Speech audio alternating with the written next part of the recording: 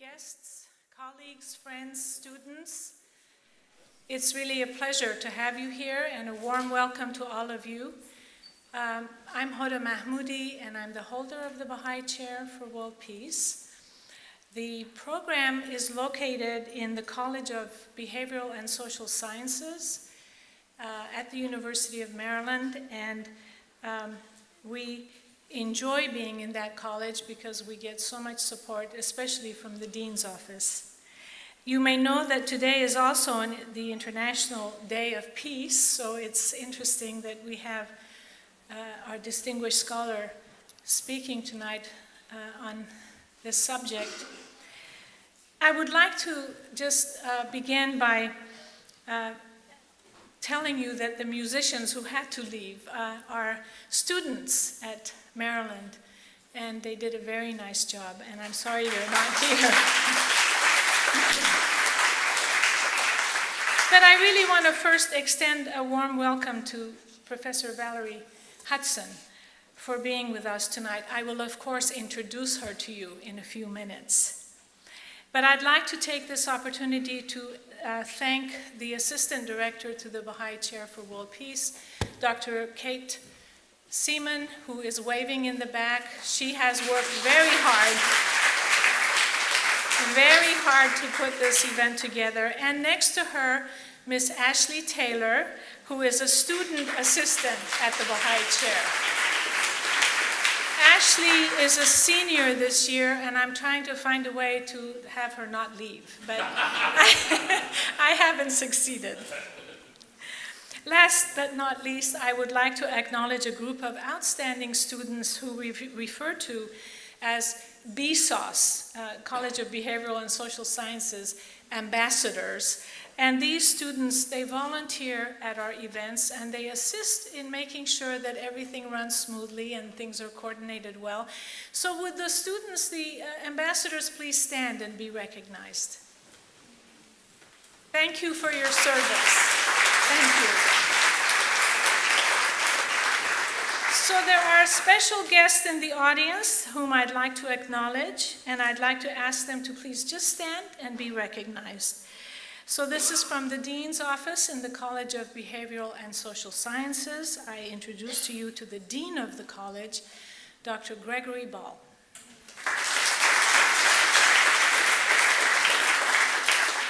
Associate Dean, Dr. Catherine Russell.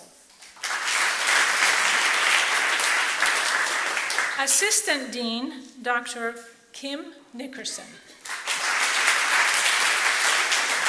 We are very pleased to have you here tonight.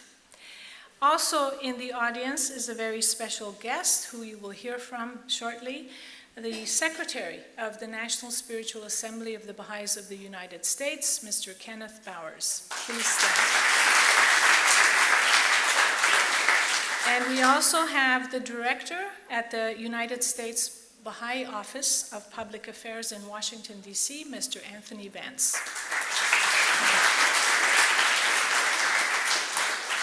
Also tonight, usually at our annual event, we have the Baha'i Chair's International Advisory Board members who virtually come from all over the world. And these are some of the most busy individuals, as you can imagine. But they take so much time and offer so much to the advancement and the development of the Baha'i Chair. So I'm going to call their names, and please stand when you hear your name. Ms. Sen Chu.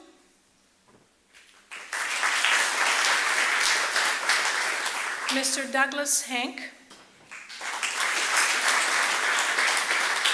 Mr. Sean Hinton. Dr. Janet Khan. Ms. Mojgan Laghai Patel, Mr. Maziar Sabet, Mr. Nasan Teki, Mr. Vafa Valapur, and Mr. Michael Zhang. you very much for being here tonight. Virtually, you have people from between New York City and Hong Kong, Australia, UK, South Africa, Mr. Teki. So literally, it's quite an international board, and it's really a pleasure to have them here this evening. Before introducing our distinguished speaker, I would like to invite to the podium Mr. Kenneth Bowers, as I said, the Secretary of the National Spiritual Assembly of the Baha'is of the United States. Please welcome him to the podium.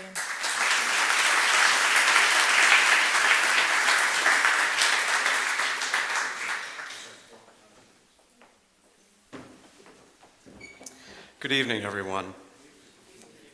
I have had the joy of serving as the liaison member of the national governing body of the Baha'is of the United States for about 10 or 12 years to the Baha'i Chair for World Peace. And I have to say that it has been such a privilege to see the chair flourish down through the years under the leadership of first Sohail Bushraoui, later John Grizel, and now particularly under the stewardship of our dear Hoda Mahmoudi, who's doing a wonderful job in service to the university, which we should acknowledge.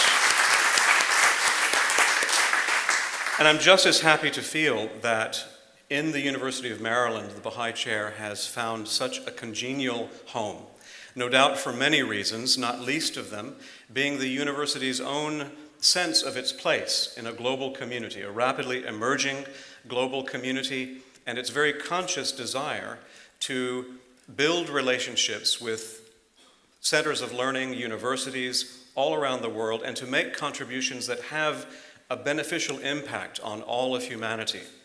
But just as much, I think, because of a philosophy of education, which is very much synchronous with that of the spirit of the Baha'i Chair, which is that education embraces not only the practical or intellectual aspects, but very much also a moral dimension, such that the goal of the university here is to create in students not simply a desire to have the wherewithal to have a job and make a living, but really to contribute to the betterment of the world. And for that, there couldn't be a better marriage of vision and goals than that between the Baha'i Chair and the University of Maryland. And so I want to extend a particular note of gratitude also to Dean Ball and all of the faculty and administrators at the university for providing such encouragement and support to the Baha'i Chair over the years. Thank you, Dean.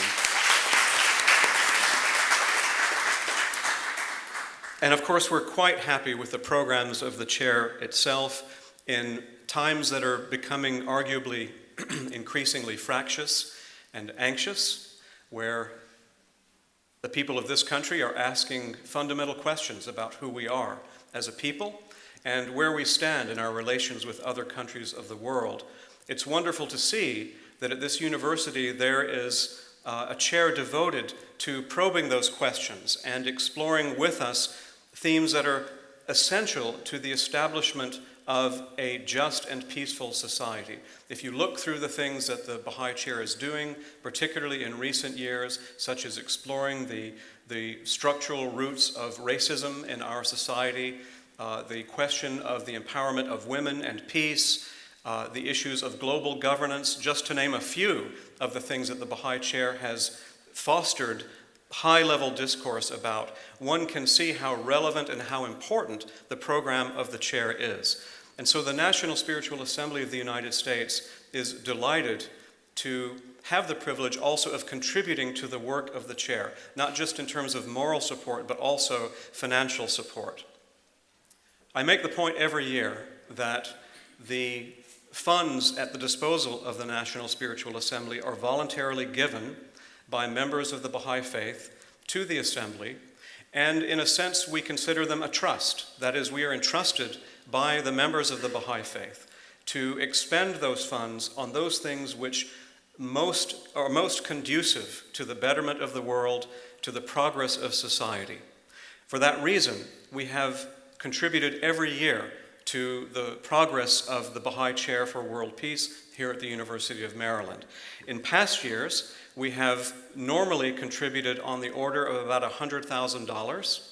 This year, we have increased the contribution in recognition both of the wonderful work that the chair is doing and that Professor Mahmoudi is doing, but also because of her plans now radically to expand those programs, including new scholars, new publications, new symposia, new class work, such that now, instead of $100,000, the National Spiritual Assembly voted, and this is going to sound like a strange number, but it actually exactly covers her budget, covers the gap in her budget for next year. We've decided to contribute this year to the university for the chair $248,000. And so I have the check here. Maybe, Dean Ball, if you could come forward and accept it. Don't cash it till Monday, okay? No, just kidding. No, just kidding. Thank you, Dean. Thank you very so much. Thank you. I want to say one thing. We need the chair now more than ever, so I'm very grateful to you for your generosity.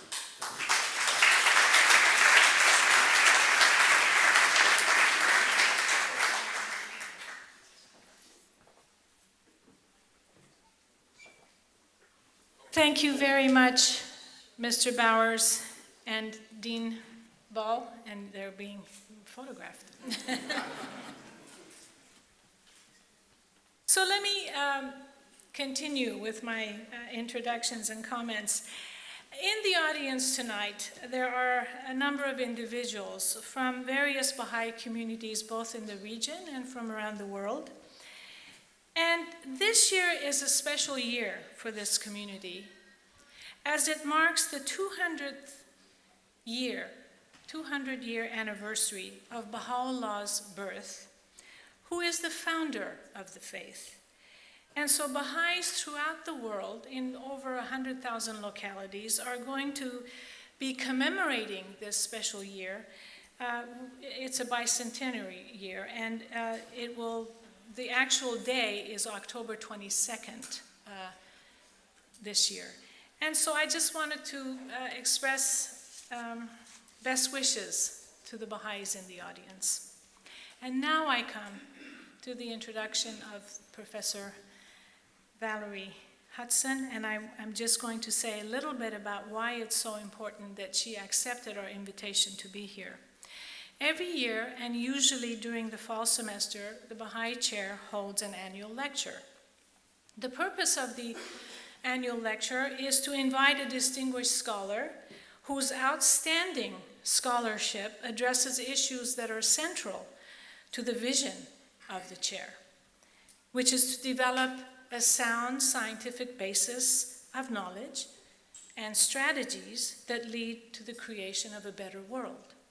As Mr. Bowers indicated, the chair promotes the vision for peace through an intensive program and learning process focused on 5 central themes that include structural racism and the root cause of prejudice, advancement of women and peace, human nature, frontiers of global governance, and overcoming challenges in the globalization of the environment. Tonight's lecture, which is entitled The First Political Order, Sex, Governance, and National Security, falls, of course, under the theme of the empowerment of women and peace. And the Baha'i Chair is interested in learning about lines of action that advance gender equality, and more significantly, in finding possible lasting solutions to the establishment of full equality between women and men. The persistent subordination and continued oppression of women, including the shocking levels of violence against women across all cultures, strata of society, and in all regions throughout the world, is alarming. And the inequality of women spreads harmful attitudes and habits that are formed in the family and then spread to the workplace and ultimately to the political realm and the international order. The Baha'i Chair is of the opinion that full equality between women and men is a crucial prerequisite to peace. When women participate fully and equally in all fields of human endeavor, when gender equality becomes institutionalized, and prospects for a peaceful society are likely to become much greater. Tonight, we are fortunate to have with us, as I said, a distinguished scholar, Professor Valerie Hudson, who I am sure will expand our knowledge about this complex and challenging subject regarding the realization of full equality between women and men. Dr. Valerie has a very rich, bio, which I've shortened, so you'll have to go online to see what else she's accomplished. She is Professor and George H.W. Bush Chair in the Department of International Affairs at the Bush School of Government and Public Service at Texas A&M University, where she directs the department's program on women, peace, and security. Her research has been funded by the Minerva Initiative in the U.S. Department of Defense and the National Science Foundation, among others. She has been named a Distinguished Scholar of Foreign Policy Analysis by the International Studies Association. Professor Hudson is a founder of the Woman Starts Project, which hosts the largest database on the status of women in the world today. Her books include Bare Branches, The Security Implications of Asia's Surplus Male Population, through MIT Press, Sex and World Peace, and The Hillary Doctrine, both Columbia University Press. Please join me in welcoming Professor Hudson to the podium, who will speak to us about the first political order, sex, governance, and national security.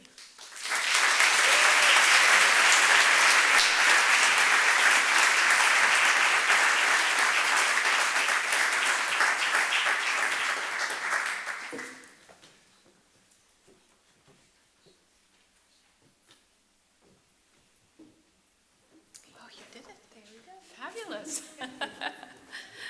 I'm so grateful for your invitation, Hoda. So grateful for the warm welcome that I've received from your international board, as well as from the Dean's office here at the University of Maryland, College Park. I am delighted to be here with you today, and my soul rejoiced when I learned that one of the purposes of the Baha'i Chair was to advance the empowerment of women. Because my career has been not only in the field of foreign policy and national security, but increasingly looking at the situation of women as it relates to those phenomena. So when Hoda and I first talked about this lecture, I asked her if she wanted the 101 version or the 201 version of this talk. And she said that given how bright and intelligent the audience was, we should go for the 201 version. So that's what you're getting tonight. As Hoda mentioned, we are in the last year of a multi-year $1.3 million grant from the U.S. Department of Defense to look at the linkages between what's going on with women and what's going on with the stability, the resilience, and the security of the nation states in which they live. That to me says something. 10 years ago, the Department of Defense would not have been funding any such research. But I think the literature more and more is showing us those connections. So we were very grateful to get this money, and we expanded our capabilities. We were able to hire twice as many research assistants as we had in the past. I'm going to take you up to where we are today, which is the fleshing out of a theoretical framework, as well as some preliminary empirical findings that we have. We're actually right in the middle, like as in next Tuesday, we're having another big meeting on the empirical findings we have. So you'll get at least a few, but you'll have to invite me back if you want to hear the full. Now, if I were giving the Women, Peace, and Security 101 lecture, I would go into great detail on how each of these dimensions of security and stability for the nation state are tightly linked with the status of women. If you want to talk about food security, if you want to talk about levels of malnutrition, these are tightly correlated with women's property rights, with the aid that are given to women farmers worldwide. If we wanted to talk about demography, well, how do you talk about demographic problems, whether a too high fertility rate or a too low fertility rate, unless you talk about the character of male-female relation. It can't be done. Poor governance is also related to the status of women. Corruption levels are far higher in societies where women are subordinated. And we think this has to do with the nature of household relations. And if they're corrupt at the household level, then how much more corrupt will they be at the nation-state level?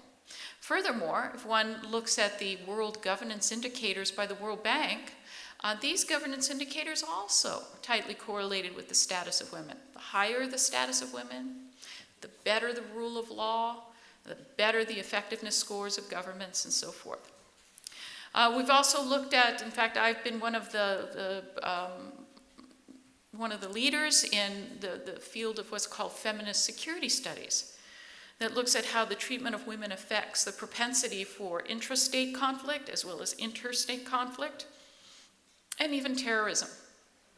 In fact, this coming spring, my students and I will be doing a project for the Office of Global Women's Issues in the U.S. Department of State, looking precisely at how foreign fighters are radicalized and if the treatment of women in their society has something to do with the radicalization process.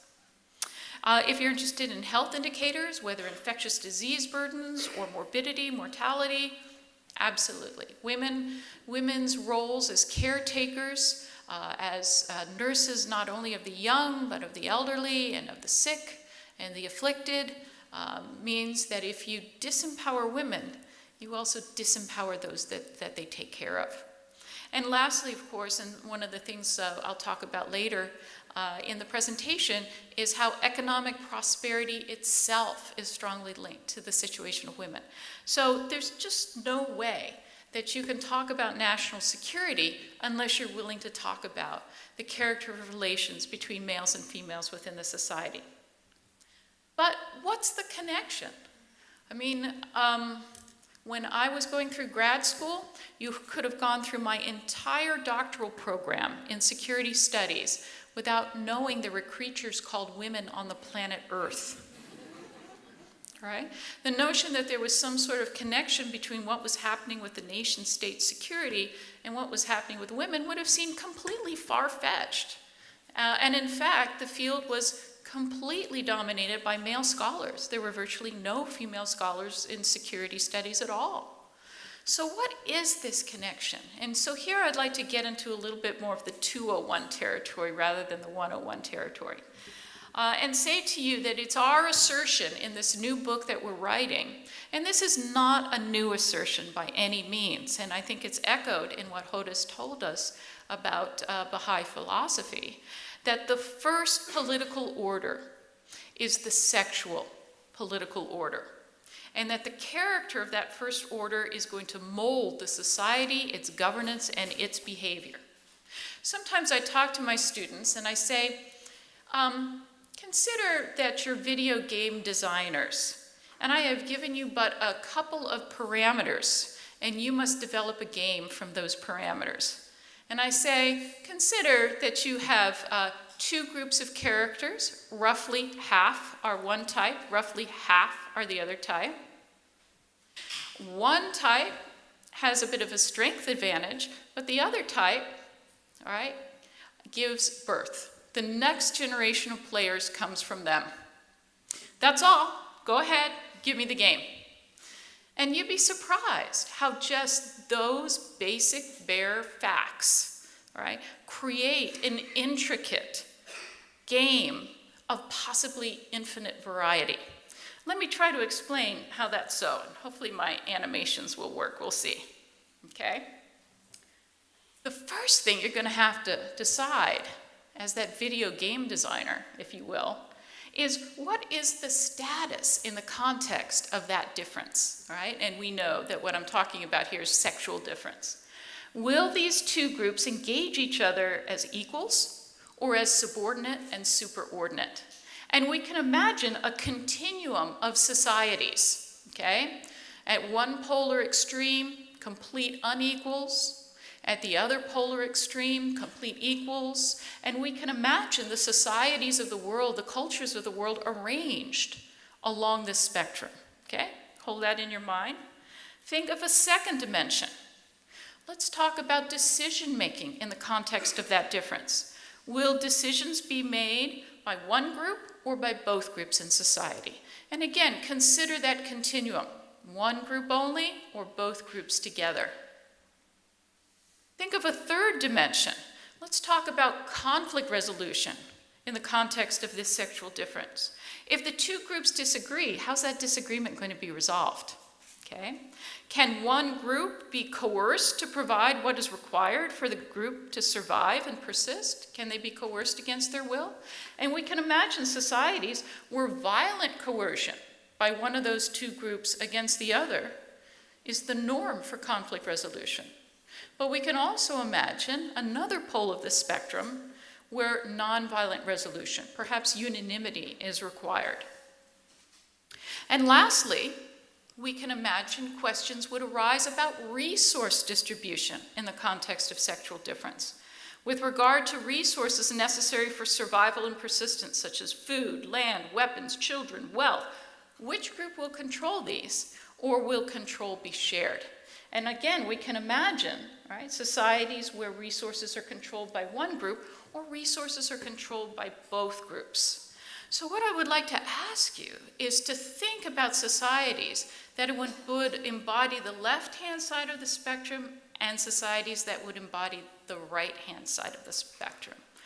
Given that these two groups are living together in households together, given that these two groups are producing and socializing the next generation of players within those households, what kind of society will emanate from those who have chosen the left side choices as versus those who have chosen the right side choices? Well, consider some macro level findings and some micro level findings. Consider that studies have shown, statistical studies have shown, that women's situation is significantly linked to the propensity to be involved in inter- and intrastate conflict, propensity to use violence first in such a conflict, and the propensity to break treaty obligations and flout international norms. Consider also then, when we look at micro-level studies that look at individual attitudes and preferences, we find that individuals with more highly gender unequal beliefs are also significantly more hostile to other nationalities and also to minority groups within their own country. Okay, think about that. How you treat the first other whom you live with, whom you share a bed with, whom you have children with. How you structure that relationship is going to color everything else in your society. Well, why would this be so? And here my political science side will kick in and start speaking in jargon. We assert that there are two primary ways of ensuring group security in the 21st century. One is an ancient way, and one is a more modern way. States are the more modern way, but patrilineal/fraternal extended kin networks is the more ancient way. And we also assert that where states are weak or weakening, this male-bonded system of security provision will come back to the fore. It will resurge as the dominant security mechanism within a society, for it enables fraternal bonds to develop, fraternal bonds that allow for collective defense against external threats. But When you pick up one end of the stick, you pick up the other end of the stick. And the other end of the stick is that male-bonded patrilineal/fraternal kin networks are absolutely dysfunctional in terms of other types of social consequences for your society. It aggravates levels of insecurity and instability. It produces high levels of corruption, government ineffectiveness, asset stripping, extremism, and the constant threat of annihilative clan violence. For what were these male-bonded kin groups called? Tribes and clans, weren't they? Okay. So if you bought into this, if you thought, that's pretty interesting, so how would we see the difference between societies that were making more of the left-handed choices versus societies making more of the right-handed choices? How would we see if a society was based upon these sort of patrilineal types of structures?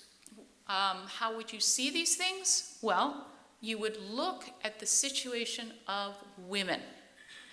And what we argue is that you should look not just at indicators such as female levels of literacy, female participation in the workforce, things of this nature, but no, you must get closer to home. And what we mean by that is we want to look at how the official relationship between men and women, which in most societies is called marriage, is structured. What attends marriage?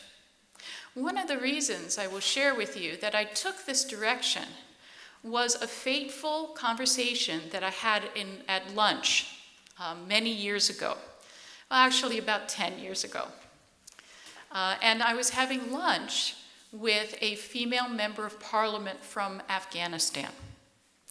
And being, the naive, optimistic person that I often am, I remember I was gushing about how wonderful it was that she was a female MP and how there was 20% of the parliament in Afghanistan at that time, 27% of the seats were held by women. And I was talking about what this meant for the empowerment of the women in Afghanistan. And she turned to me and she said, "Valerie, you don't understand. I could go home, my house today, and my husband could say, 'I divorce you, I divorce you, I divorce you,' and I would be divorced. And if I was divorced, I would lose custody of my children automatically." And she said to me, "If he doesn't divorce me, I may still have no say in what age my daughter is married or to whom she is married." And she went on in this fashion, and all of a sudden I realized I was looking in the wrong direction, right, for signs of the liberation and empowerment of women. All right? The liberation has to be right there in how we structure that relationship between the man and the woman in the household. So, what kinds of variables am I interested in? Well, you won't be able to read this, but I have posited a syndrome. I'm about to give you a slide that shows you all these variables, so hold on here. But we have posited a syndrome that kind of hangs together. And one of the most important findings already that we have from our research is that all of these variables load on the same factor in factor analysis. Where you find one, you are much more likely to find the others. Okay? So, in order to allow you to see what this diagram says, let me list those. Okay? Levels of violence against women. Right? Without the sanction of the use of coercive force against women, much of these other things could not take place. But as we know, in many societies of the world, and I don't exempt the United States of America, the use of violence against women is considered completely unremarkable, to the point where in some societies it makes absolutely no sense for a woman to go to the police and say, "My husband just beat me." All right? They'll beat her. Or they'll do worse to her. Well, they're certainly not going to arrest her husband, are they? And then, with that level of coercive violence, we often see a concomitant stripping of access to assets from women.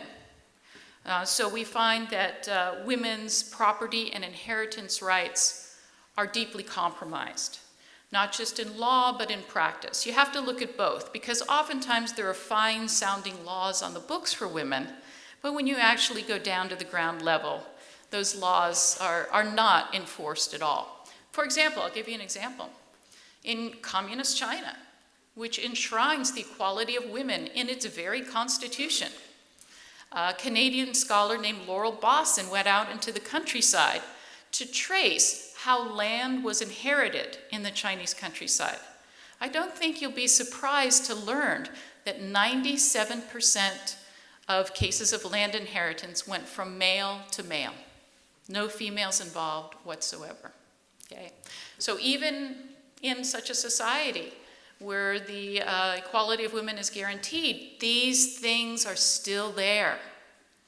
We could also look at the prevalence of patrilineal marriage, where upon marriage, a bride is expected to move to the household of her husband and her husband's family. And often this cuts off a woman from any support and security that she might have, and also incentivizes her birth family not to invest in her very much at all, because she's going to be leaving and she's not really part of the family. Of course, when she gets to her husband's family, she'll discover she's not really part of the family there either, will she? Where is a woman's family, okay, in cases of patrilineal marriage? We also find that in such societies, right, where women move away and men stay, which cements that male bond, which is what the security provision mechanism is based upon, we see increasing son preference, where sons are given more food, they're given more health care, right? They are given more education, because the girls are going to leave, right? They really don't have a family, okay? So we see son preference, and we, under certain circumstances, we may even see sex ratio alteration, which I'll get to in a minute. Age of marriage for girls in these male-bonded systems is usually depressed, all right? If you are feeding and clothing a girl, all right, knowing that she's going to leave your family at perhaps age 13, age 14, age 15, okay, you're going to say, my goodness, as one Chinese proverb, a daughter is a thief. Or an Indian proverb, raising a daughter is like watering a plant in another man's garden. You're going to say, why am I spending all this money? She's about to leave. Right? So the age of marriage of girls gets depressed as families say, let's just get her married off at puberty. We won't have to worry about her. She'll be taken care. She'll be somebody else's responsibility. Also, in many such patrilineal societies, you'll see customs of either bride price or dowry. Bride price refers to when the groom's family pays the bride's father, usually, a sum of money in order to marry. Dowry, of course, is the reverse. It's where the bride's family pays the groom's family in order to take the bride and the burden of her care off of the birth family. And what we see, interestingly, is that where you have bride price societies, you often also have quite prevalent polygyny. As rich men discover that they can buy more brides, which not only raises their status, but in subsistence agricultural societies where women are doing the bulk of things like weeding, allows you to have a larger work team, which will enrich you even more. All right, so bride price and polygyny tend to go together hand in hand. Conversely, dowry and sex ratio alteration go hand in hand. Because when the bride's family has to pay the groom's family, they do the calculations in their head and they say, well, why should we have a girl at all? Right? This will impoverish our family. Let's not have girls. So dowry and sex ratio alteration go together as well. We've already talked about polygyny. We also see in these societies not just a high level of violence against women, but also societal sanction of femicide, where if you kill a woman, there may be no legal repercussions for you as well, or the repercussions may be extremely mild. And you may think that this is in some far-off land, and there are many far-off lands where you can find this, but I found it right in Houston, Texas, about 6 years ago. A man burst in on his wife who was having sex with a man right there in their house. He shot his wife, she died. He shot the man, he lived. When he was tried for his crime, the punishment he was given for killing his wife was 4 months. The punishment he was given for shooting the man who lived, 15 years. So even in today's United States, the notion that a man can kill a woman for reasons of honor or things of this nature and would pay a much lesser price for doing so still is with us. We've also found that there are some extended kin groups who have discovered that you can keep resources within that extended kin network by practicing cousin marriage. And that if cousins are married to cousins, the bride price does not leave the family, all right? It stays within the larger family.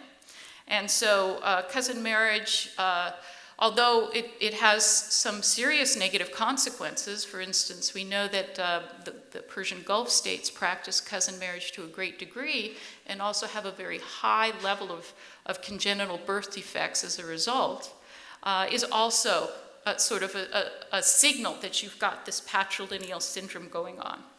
And then the last variable that we look at are legal codes that exempt a rapist if they offer to marry their victim. Okay? Still found in over 50 countries today. This indicates that the crime was not against the woman, but it was against her father, usually, or her husband, whoever has guardianship of her. And so the notion that the rapist has not committed a crime if he offers to marry the victim and take the victim off their hands is, again, a sure sign that you have this patrilineal system going on. So you can see these are not the typical variables, are they? This is not level of women's literacy. This is not female labor force participation, right? This is not even maternal mortality, though there are clearly some consequences for maternal mortality. This is where women live. This is the structure, right, of that relationship that we call marriage, right, which is the foundation of the structure of male-female relations in most societies. Well, from this understanding of what it is we need to look at, how that syndrome hangs together as a whole, why these things hold together, right? We have then derived a series of hypotheses. And don't even bother trying to read this. But you can see that inner black circle, right, is that syndrome. And then you can see from each of the variables in that syndrome, we have begun to posit consequences for things such as food security, things such as health effects, marriage market obstruction, demographic consequences, consequences for maternal mortality, consequences for conflict. How this syndrome produces its dysfunctional effects has been at the heart of what we've been doing in this research project. Now, when we think about this patrilineal syndrome as a security provision mechanism, what I want you to know is that this system lurks in the wings always. Why? Because of how foundational those 4 choices were that we put up at the beginning. Remember the video game. 2 groups, each of us about 50% of the population. One has more strength, one gives birth. What kind of society will you have? Patrilineality is always an option. And this has important implications for the dynamics of change for women's empowerment. What we find over and over again is that positive gender trends are easily reversible. They can reverse overnight for women, because that patrilineal alternative is always at hand when the state cannot provide security. A classic case study is, of course, Egypt, right? And in fact, many of the countries in the Arab uprising, which was not a spring for women, but more of an autumn for women, where they saw their rights rolled back. After the first interim government, the Morsi government, came into power, one of the very first things they did was to eliminate the quota in the national legislature for women. There were several quotas for farmers, quotas for cops, quotas for this, that, and the other thing. They didn't touch those. The only one they touched was the quota for women. In Libya, the very first thing that the Libyan transitional government, which turned out to be not a government after all, do you know the very first thing that the Libyan transitional government did? Re-legalize polygamy. And you say to yourself, surely the Egyptian government and the Libyan government had other more important things on their mind than how many women a man could marry or whether there was a quota for women. But no, if the logic is this is the foundational form of governance, then this has to be reestablished for that syndrome to provide security once more. And so you will see the reestablishment of this. Even in countries where it's illegal. For example, in Russia, polygamy is absolutely illegal unless you happen to live in Chechnya, where you can openly practice polygamy and no one will say boo to you, not even Vladimir Putin. Okay? Think to yourself, what is the usefulness to Putin of allowing Chechens, who are Russian citizens, to flagrantly violate Russian law? The patrilineal syndrome comes back, right? That's his interest in it. Now, on the other hand, of course, significant progress for women is going to take a long time. And even once those gains are made, they can easily be rolled back. And I think even American women are now wondering whether that kind of rollback is in their future as well. Now, sometimes the link we see between the patrilineal syndrome as a security provision mechanism and the dysfunctional consequences are immediate and proximate. So I'm going to give you an example, and the example is surging bride prices. And if you want to know more, we just published an article this summer in the journal called International Security that looks at bride price and conflict. We argue that bride price acts as a regressive, universal, flat tax on the subpopulation of young men. Okay? That is to say that the going rate for a bride, except at the very highest levels, is flat. Okay? Every father expects to receive the very same amount of money for a daughter as every other father, except at the very high end. And what we find then is that there tends to be, just like there are real estate bubbles, there tend to be bride price bubbles that are very contagious. Once it is known that a father has raised the price for one bride, every single father in the society somehow knows and has raised the price too.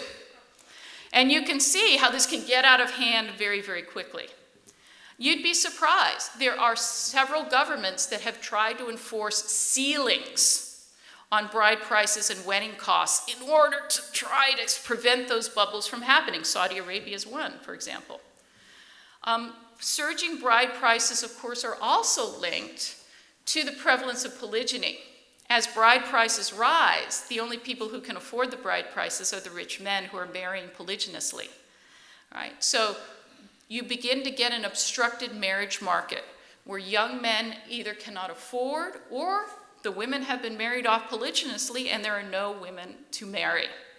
And this obstructs the marriage market, especially for disadvantaged young men. A deep sense of grievance among young men is the result severely delaying or even precluding marriage in some cases, even though marriage is absolutely required for full male adult status in these societies. I was shocked when I first met Diane Singerman, who's an anthropologist working in Egypt, when she told me that the average age for the marriage of an Egyptian man was 33 years because of what had happened to the marriage market. Now, you can imagine that rebel groups offering to solve this problem find recruiting very easy. And you might say, well, how many societies do this? Well, actually, quite a lot of societies, all right, involve significant asset exchange upon marriage. In fact, my co-author actually tallied up the populations in these orange and red countries, and it turns out to be about 75% of the population of the world lives in societies where this is a practice. One example that we can point to, the linkage between what's happening in this syndrome and conflict, is the situation in northern Nigeria. There was a big jump in bride price in northern Nigeria in the early 2000s, and Boko Haram used this explicitly as a recruiting strategy. Interestingly, what the press doesn't tell you is that when girls, such as the Chibok girls, are abducted, they will leave a token bride price on the ground as the kidnappers leave that legitimates the marriage, quote unquote, legitimates the marriage. As one young woman who was abducted in this way explained, in this crisis, these men can take a wife at no extra charge. Usually it's very expensive to take a wife, very hard to get married, but not now. We have other case studies in our article that look at South Sudan, where the new civil war is aggravated by bride price that jumped 1,200% since independence for South Sudan, and what that has done to the dynamics of conflict there. Probably the most poignant example that I have is the one that opens our article. Some of you may remember the Mumbai terrorist attack of 2008. And they killed all of the terrorists from Pakistan except one. They caught one alive, and they interrogated him before they tried him and hanged him in 2009. And you can actually find a clip of his interrogation after he was shot and taken into custody, because they were filming this because they thought he would, give up some intelligence. And they're like, tell us why you joined Lashkar. It was because of jihad, right? And he was like, jihad? What jihad? My father told me to join Lashkar. Well, why would your father tell you to join Lashkar? So that me and my brothers could afford to marry. Wow. Isn't that interesting? And yet bride price as an aggravating factor in terrorist recruitment has never been looked at, because we're not looking with the eyes that see what's really going on in male-female relations. In fact, we ran a little empirical analysis for that article. And all we did was we took a dichotomous variable. Is there prevalent bride price or not in this society? And we ran it against quartiles of the Global Peace Index, ranging from most peaceful to least peaceful, according to quartiles. And the most amazing thing, no society with bride price fell in the most peaceful quartile of our sample of 163 nation states. No society without bride price fell in the least peaceful quartile of the sample. That's amazing. You do not get results like that in social science, let me tell you, okay? This is an unseen linkage, unseen if you're not keen on looking for the linkages between what's going on between men and women and what's going on in the larger society. Now, sometimes the linkages we see are longer term and structural. I just mentioned that I would give the students, the video game design assignment, that there were roughly half and half of each group, but it may surprise you to know that the male-female global sex ratio is now over 101. It's 101.4. By all rights, it should be 98 males per 100 women because women live longer. But it's 101.4. And this is not from any sort of plague or natural disaster. This is completely man-made because of sex-selective abortion and female infanticide. But what is also stunning, right, is that in 1990, when I first started studying sex ratio alterations, there were only 5 nations that we found that had abnormal birth sex ratios. And you could probably guess what they all are, right, all in Asia. Today, in 2017, 19 nations with abnormal birth sex ratios. And they're not confined to Asia. Albania, Christian Armenia, Muslim Azerbaijan, Communist China, Egypt, Fiji, Georgia, India, Kosovo, Kuwait, Lebanon, Montenegro, the Philippines, South Sudan, Sudan, Taiwan, Macedonia, Vanuatu, Vietnam. In fact, Vietnam now has a worse birth sex ratio than China, if you can believe that. How is it that these ancient evils are resurging? And I would suggest to you that when the state as a security mechanism recedes and weakens, that the patrilineal system of security provision will resurge, and all that ancient system will begin to be rebuilt. It's also true that we have some very interesting alterations of sex ratio due to migrant flows. One of the most shocking things we discovered is that, as you know, there was about a year's period where during the great migration into Europe in 2015, Sweden had its doors wide open. Please come, right? And they offered special protection to those who claimed to be under 18. So if you could claim to be under 18, they promised never to deport you. But they didn't have any medical exam to decide whether you were actually 18 or not. So as you can imagine, everybody and literally their brother went to Sweden and claimed to be under 18. Even if you accept those at face value, it was discovered that this had altered the Swedish sex ratio tremendously. So the sex ratio among 16 and 17-year-olds in Sweden is now far worse than that of China. In Sweden, it's 123 older teenage boys for every 100 girls. In China, it's only 117 per 100 girls. And as you can imagine, there are some ramifications to all of this. All right, what we have found is that sex ratio alterations are linked to crime rates, violent political protest rates. You get marriage market obstruction. I was shocked when my Chinese students told me that the going price for a bride was now approaching the equivalent of $200,000. And surging bride prices can't help but lead to a sense of deep grievance among men. We also get rising crimes against women, including trafficking and forced prostitution. And concomitantly, as crimes against women rise, you get lesser mobility for women. So I was very surprised to actually hear from quite a number of Swedish women that they had begun to restrict their mobility. They would not go out at night. Similarly, from friends of mine who live in Germany, because of the alterations in the sex ratios. Infectious disease spread, especially sexually transmitted diseases, and HIV begin to spread more rampantly. And perhaps there's even an altered calculus of deterrence for the nation state. For example, in China, 15% of its young men are over and above the number of young women in the society.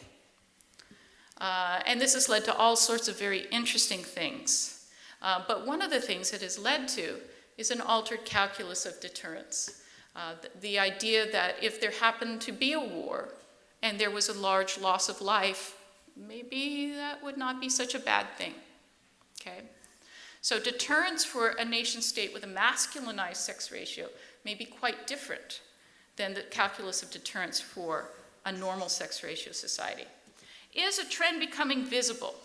Right? We think we see that kind of trend happening. And those 19 nations with the altered birth-sex ratio certainly suggest that something is going on. We seem to see that in post-Arab uprising nations, with the possible exception of Tunisia, we definitely see this syndrome resurging in a big way. We also see it resurging in the post-Soviet states, in Central Asia and in the Caucasus. So for example, the Parliament of Kyrgyzstan is currently debating whether to re-legalize polygamy. Isn't that amazing in the year 2017? So in addition to that kind of re-legalization, we also see, such as with ISIS, a renewed sense of religious sanction for crimes against women, such as rape or child marriage. These are all very troubling trends that suggest to us that we are seeing kind of a renaissance of this approach to security, and we are seeing a rollback of women's rights, and we are seeing the dysfunctional consequences that will attend these things. Now, why can patrilineality resurge so quickly? We think there are reservoirs of that syndrome that exist in virtually every society.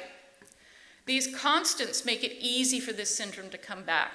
And I bet you can guess what the very first one is. High levels of violence against women, which indicate very strongly the willingness of men to coerce women and to subordinate them, okay?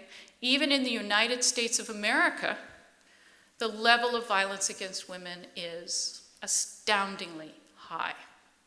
But even in the very quote-unquote best countries, such as the Scandinavian countries, fully 1 in 5 women experience this kind of intimate assault. In the worst countries that we have on record, it's over 90% of women are experiencing violence in their life. The very best that humankind can do in the 21st century is 1 in 5. That's really stunning, isn't it? It's also true that in many, many circumstances, we still have inequitable family and personal status laws that favor males. I have a student in my class who's Lebanese. She cannot pass her citizenship down to her children. It is forbidden. Her brothers can, but she cannot because she is a woman. Okay? Similarly, property rights. We have quite a few nations where it's almost impossible for women to hold land in their own name, for example. Rights in marriage. We still have cultures where the bride doesn't even have to show up for her own wedding. As long as her father and her groom show up and sign the paper, she's married. Right? And then many cases where we have women as legal minors, where women cannot get passports, women cannot work, women cannot even go to school unless they have the permission of their guardian, their male guardian. These two reservoirs are the plan of action, as far as I'm concerned. So the questions that we're asking ourselves as we move forward towards the completion of our book manuscript is, are our hypotheses corroborated? And I'm about to give you a few tidbits about that. Where is this syndrome resurging and why? Another one is the striking oddity that this resurgence of the syndrome is taking place at the same time that we're seeing great global progress for women. The maternal mortality rate has dropped by over 40% in the last 20 years. The primary school enrollment gap between girls and boys has virtually disappeared worldwide. 20 years ago, the percentage of women in parliament was 13% globally. It's now 23%.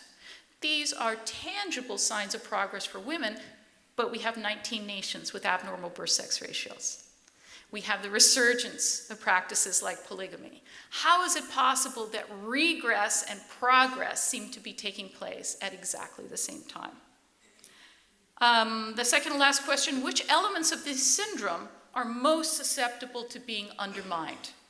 If you want to dismantle the system, there's got to be some weak points in that syndrome. Where are they? What are they? I would suggest that in the current climate worldwide, it's child marriage and polygamy that are the most susceptible to change and where we have seen great progress. And you might think, oh, that's just a human rights issue. We don't need to pay attention to that. The NGOs will pay attention to that. What we're arguing to the Defense Department is this is a security issue, okay? Where these dysfunctional consequences of the syndrome happen are also where you need U.S. boots on the ground. If you want to make it less likely that you have security problems with these nations, then we need to look at how we can facilitate actors within the society who stand up against these practices. All right, and we certainly have a message for the intelligence community as well, which is, how come you're not tracking things like bride price trajectories? You know, when I give this talk at the CIA, they're like, bride price trajectories? But after they hear my talk, they're like, bride price trajectories, got it. So it's time to reorient some of the intelligence that we're collecting as well. So I told you we've got over 13,000 new data points collected. We did some field work in Sierra Leone that's now complete. We're running our empirical analyses. I've got 2 empirical results I can share with you tonight. And we'll have more as time goes on. We took a look at measures of demographic insecurity. And this is all multivariate modeling, right? So we're using a whole host of control variables plus our indicators of the syndrome in order to build our regression analysis. And our cutoff point is not 0.01 or 0.05, it's 0.001. So we're being very conservative. So unless this is highly significant, we're not going to claim that there's anything there. The syndrome was strongly and significantly associated, as you can imagine, with measures of demographic insecurity. So high fertility rates, youth bulge, high dependency ratios, demographic pressure, teen fertility, and low mean age at first childbearing for women are all significantly associated with that patrilineal syndrome. And this is no surprise, I think, but we have it now in black and white with large N statistical testing. The second group of results that I can give you is the association with economic insecurity. We ran our regression model against indices of such insecurity, including measures of economic decline, measures of a lack of economic competitiveness, lack of economic diversification, measures of economic freedom, economic inequality measures, such as the Gini index and others, measures of food insecurity, and also, of course, female labor force participation. In every single case, that syndrome popped out as a highly significant correlate in the overall multivariate modeling, right? If you want poverty to be in your nation state's future, subordinate women, you'll get there, right? You'll get there. Underway, the results I don't have to show you tonight, we're now looking at the analysis of the relationship between the syndrome and rentierism, right? Nations that depend on rents from diamonds and from oil and from other natural resources, right, which are often used to finance that extended kin network. Quality of governance, health indicators, conflict indicators, including indicators related to terrorism, grievance and crime, environmental quality and care indices, education, social progress indices, and state stability indices. We're expecting, of course, that there'll be relationships there as well. Don't know yet, but the first 2 turned out the way that we thought it would. Let me begin to finish up by saying that given the many dimensions along which women's insecurity ties in with state insecurity, I'm going to tell you quite baldly that women's insecurity undermines state security. I think Hillary Clinton said it best in 2012 when she pronounced very boldly something that had never been said by a foreign minister or secretary of state: the subjugation of women is a threat to the common security of our world and to the national security of our country. That absolutely says it. Now, sometimes I'm in an audience where someone will say, Professor Hudson, you don't understand. Women are the canaries in the coal mine. And I'm not sure if Maryland was a coal mining state.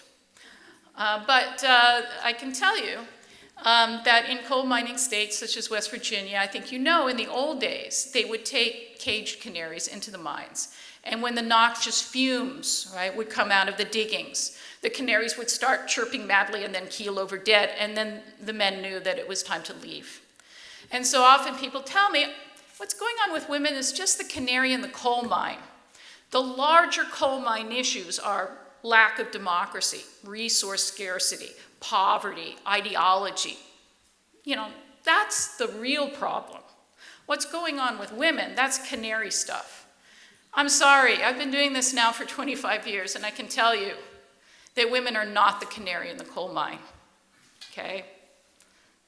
The coal mine is oppressive male-female relationships within the society. The canaries that keel over dead and chirp are poverty, economic decline, demographic woes, poor governance, corruption, conflict. Those are the canaries. It's time we look to the coal mine. Now, I'm going to invoke something that I found many, many years ago, and I've kept it in a file of treasured quotes to one day use. And for those of you who are members of the Baha'i faith, I think you will recognize this quote, won't you? The world of humanity is possessed of two wings, the male and the female. So long as these two wings are not equivalent in strength, the bird will not fly. Until womankind reaches the same degree as man, until she enjoys the same arena of activity, extraordinary attainment for humanity will not be realized. Humanity cannot wing itself to the heights of real attainment. When the two wings become equivalent in strength, enjoying the same prerogatives, the flight of man will be exceedingly lofty and extraordinary. Amen to that. Putting my social science hat on, final slide. To a greater degree than U.S. security analysts might acknowledge, one key driver of insecurity is dependence on the patrilineality fraternity syndrome as a security system. In this sense, what undermines women's security undermines national security. Tracking this syndrome dynamic is critical to identifying the societal stressors that deepen grievance and lead to instability and conflict. But I like the Baha'i metaphor much better. If you're interested, please go to our website, the Women's Stats Project. We host the largest database on the status of women available anywhere in the world. And I'm delighted to take any questions. Is that what we're going to next? Thank you so much for the invitation.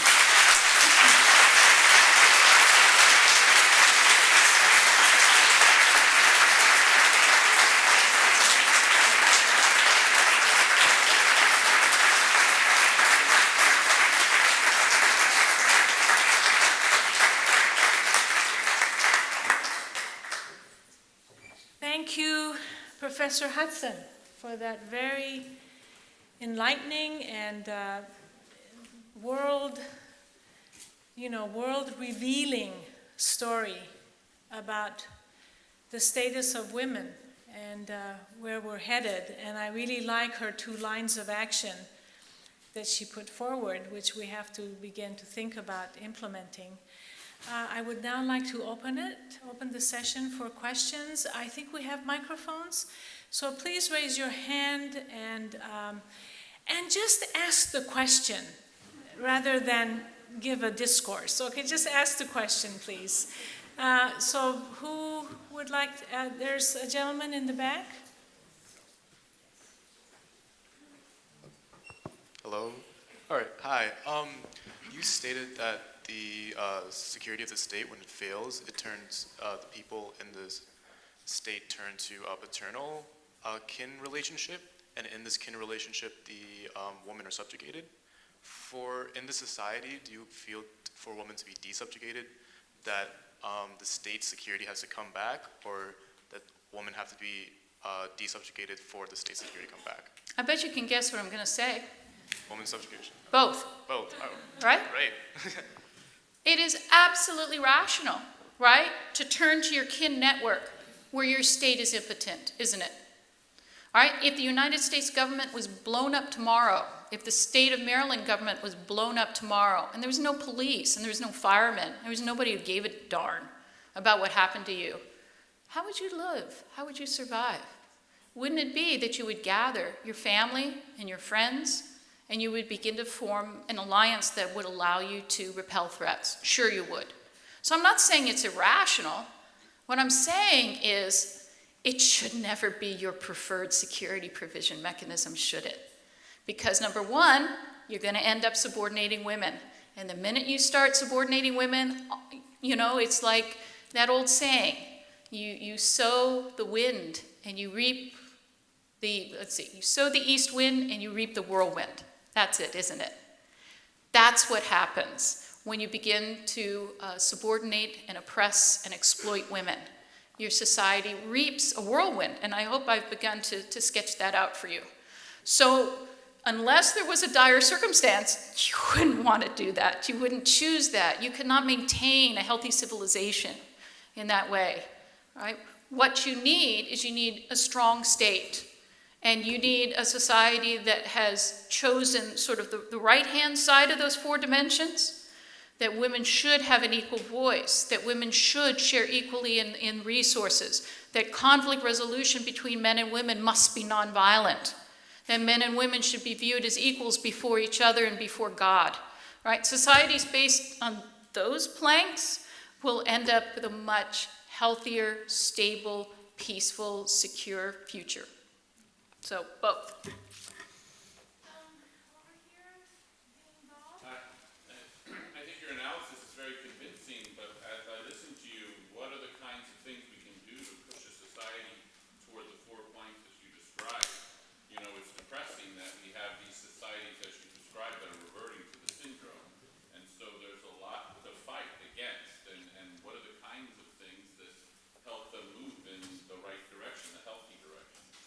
Well, one of them, as we've suggested before, is the creation of a stronger state. Right? There's no need, there may be a desire, but there's no need to subordinate women if the state is providing a healthy level of security for you. And so that is absolutely one direction that we need to go. The second direction in which we need to go is to begin to dismantle and to stand up against some of these personal status and marriage laws which so constrain women. Across my inbox this morning, I got an email from a former student working in Morocco. In Morocco, they have a very interesting land tenure system. Some of the lands are actually considered to be tribal or community lands. These are now being sold off to developers, and men have claimed title to the land because they are men and have completely disenfranchised women. The women are now involved in a grassroots movement to petition the government to give them land rights as well. And the King of Morocco is open to this. Right? He's instructed his Land Reform Commission to only consider the sale of land to developers when women are involved. So property law, personal status law, marriage law, and then the issue of violence against women has to be enjoined. How can it not be enjoined? If men were unwilling to use violence against women, all these forms of subordination could not stand. Could not stand. What can we do to reduce the levels of violence against women? Well, one of the important ways to reduce the levels of violence against women is for men to stop giving other men props for coercing women, sexually, emotionally, financially, physically. When men stop applauding each other's impunity, stop applauding each other's willingness to degrade women, we will begin to see a difference. Women can't do it. We need male allies in order for this change to take place. But I have 5 sons, and I have a wonderful husband, and I believe with all my heart that it is entirely possible for boys not only to be boys, but to be good human beings. That's sort of my soapbox for tonight.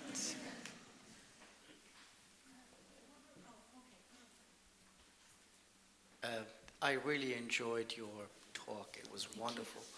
My only question was religion, the role of religion, belief, and culture, and the misinterpretation in some cases, or maybe in most cases, of these three, and how that plays into this huge inequality. Thank you so much for that. You are absolutely right. Do you know the male allies that we need first and foremost? Male religious leaders. Male religious leaders to say, it is not all right to beat your wife. And if you beat your wife, I don't think you should come to the chapel or the synagogue or the mosque until you have repented, right? Those male religious leaders have the power in their hands to begin to change this equation around. I myself am a religious person. So I do not believe that the answer to the world's ills is secularization, right? I'm not saying there's something wrong with secularization, but I'm saying that if you believe we can only have a good world for women if there's no religion, you're kidding yourself, right? Because it goes much deeper than that.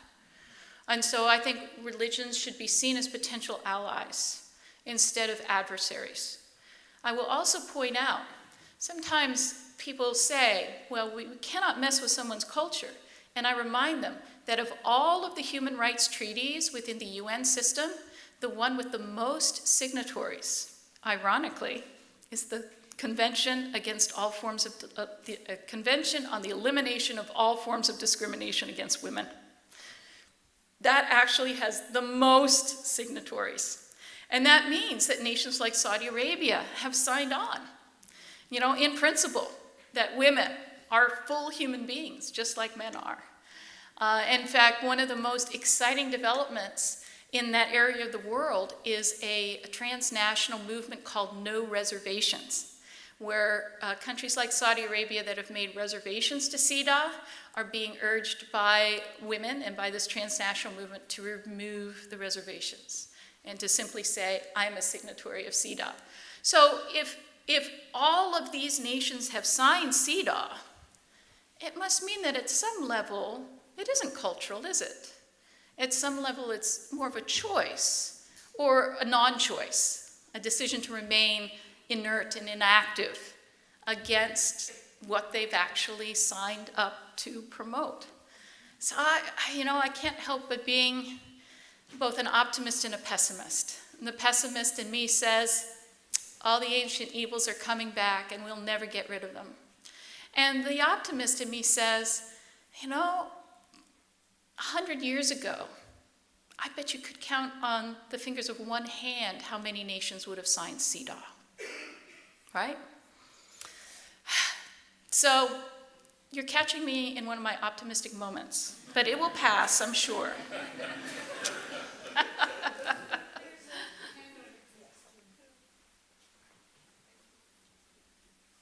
Thank you so much for this discussion. It's very interesting.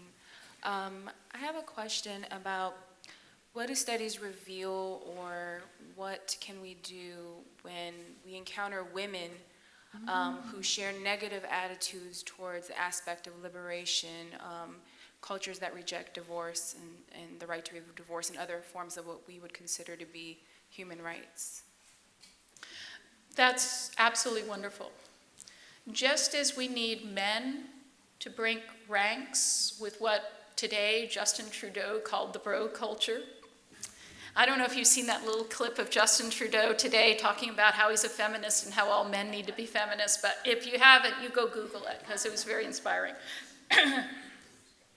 We have women who cooperate with the system, because that's a rational response too, isn't it? Okay, so if you're going to marginalize and oppress me and subordinate me because I'm a woman, I can't do anything about that. But if I play along with you, you're going to allow me a little higher status, maybe more security, right? Maybe more agency, right? Hey, I'm going to go for that. I'll salute, right? I'll even be your Al-Hansa brigade, right? And make sure other women are kept in tow. Well, yeah, I agree with you. We need women, right, who are willing to say, sister, think about your own life. And if you can't think about your own life, think about your daughter's life. What do you really want for her, right? And I've noticed that when I sit down with women who have taken that very rational route, don't get me wrong, I think it's completely rational, that they begin to say, no, I actually don't want that for my daughter. Very revealing. A very prominent scholar of Islamic societies once did a field study in the UK, because as you know, the UK has, religious courts, including Sharia law courts. And she would start her interviews with Islamic women in the UK by saying, do you think these religious courts are a good thing? And yes, these religious courts are a great thing. And then they would give them a scenario of a wife in a very abusive relationship who would then go to a religious court. And they would say, oh no, those men can't decide that kind of, no. It would have to be UK courts. When push came to shove and it became personal rather than abstract and ideological, women became very practical indeed, right? And so I think, the route is to talk about concrete circumstances instead of large abstract principles. Are religious courts a good idea? Oh, sure, they're a good idea. Well, what happens in this particular case? That's a better approach.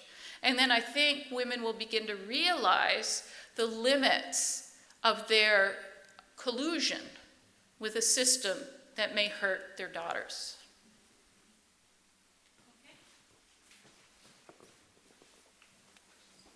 I wonder if your center has done any research or study the role of religion in deciding in some of this issue that you have discussed. Because it seemed that most of the countries that you made a reference to are the Muslim countries. And it seemed that you're not quite willing to admit that.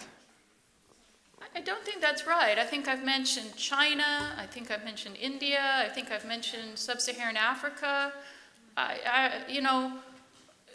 I don't believe in what's called the Huntington Clash of Civilization map. I don't know if you're familiar with that. I don't believe in that at all.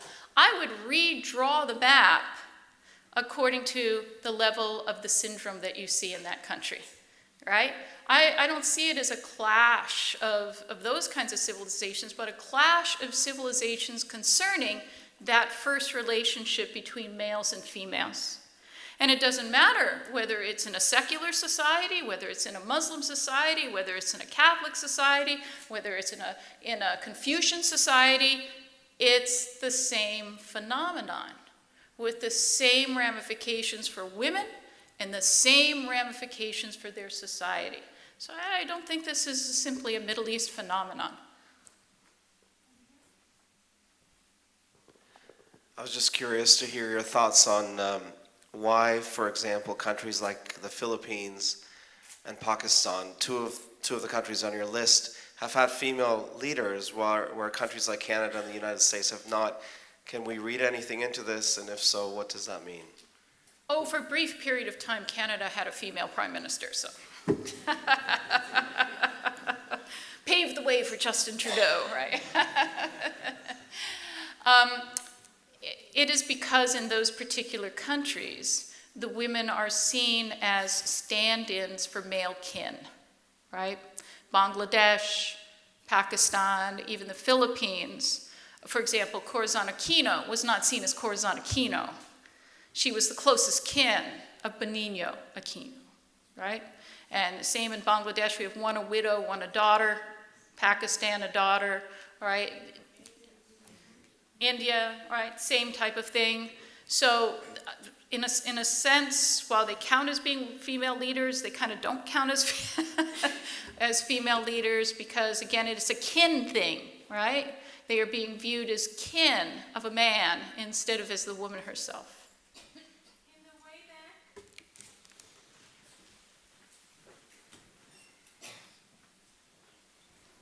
I thank you, along with everyone else, for this analysis. I had a question about whether you have any insights into how some of these findings and analysis can be shared and lines of action developed, given a context where there are also histories of other forms of othering and racism and imperialism. Like, what gets done with this if interpreted in a particular way? Because unfortunately, you know, the little game, those aren't the only parameters. And so I'm just wondering, from a certain position, kind of looking at this in isolation, it can be read in a particular way. And so I'm just wondering, especially working with the Department of Defense and other actors, like how this is being offered, then also how it's being shared maybe with women's groups or other people in other countries. And yeah, so if there are any insights there. You're right. Well, we try to share our work through our research. We're academics. And so you can imagine the typical academic avenues. We write articles, we write books, we turn our articles into policy briefs. We give briefings to the US military. We give briefings, I've given briefings overseas to other militaries, such as the Australian Defence Force.